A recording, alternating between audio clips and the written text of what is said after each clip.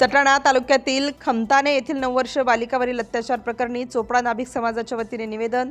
राज्यात अल्पवयीन मुलींवरील अत्याचाराच्या घटना दिवसेंदिवस वाढत आहेत। या घटनांना आळा बसावा म्हणून राज्यभर विविध संघटनांकडून आंदोलन होत असले तरी गुन्हे कमी होताना दिसत नाहीत। मालेगावची घटना अद्याप ताजी असतानाच सटाणा तालुक्यातील खमताणे येथे 10 वर्षीय बालिकेवर 70 वर्षीय नराधमाने शारीरिक लैंगिक अत्याचार केल्याची संतापजनक घटना उघडकीस आली। या राक्षसी प्रवृत्तीच्या आरोपीला तात्काळ कठोर शिक्षा व्हावी अशी मागणी होत आहे। चोपडा तालुक्यातील नाभिक समाजाने मूक पायी चालत तहसील कार्यालय गाठले आणि तहसीलदार भाऊसाहेब थोरात यांना निवेदन देऊन अत्याचारी आरोपीला फाशीची शिक्षा देण्याची मागणी केली।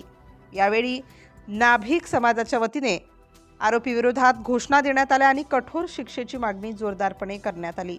सिटी इंडिया न्यूज साठी प्रतिनिधी विश्वास वाडे, चोपडा।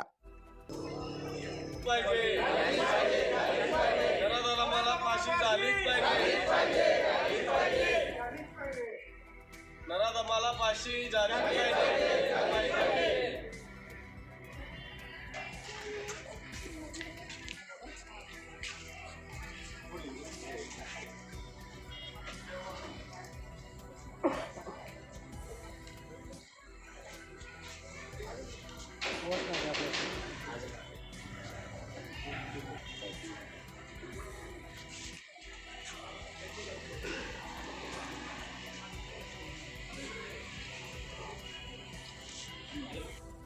नाशिक जिल्हा तालुका बागलाण येथील खतनाम या गावी नाभिक समाजाची 9 वर्षीय कन्या हिच्यावर जो अतिप्रसंग झाला त्यात 70 वर्षीय नराधम त्याला फाशीची शिक्षा झाली पाहिजे अशी मागणी आमची नाभिक समाज चोपडा तालुका व महाराष्ट्र नाभिक महामंडळ व अखिल भारतीय जीवा सेना यांच्या वतीने माननीय तहसीलदार साहेब यांना निवेदन देण्यात आले व त्याच्यासाठी शासनाने कुठेतरी कठोर कारवाई व फास्ट ट्रॅक कोर्टमध्ये ती खटला चालवण्यात यावा व त्यासाठी उज्ज्वल निकम यांची नियुक्ती करावी अशी आमची चोपडा तालुक्याच्या नाभिक समाज बांधवांच्या वतीने आम्ही निवेदन देण्यात आलेले आहे।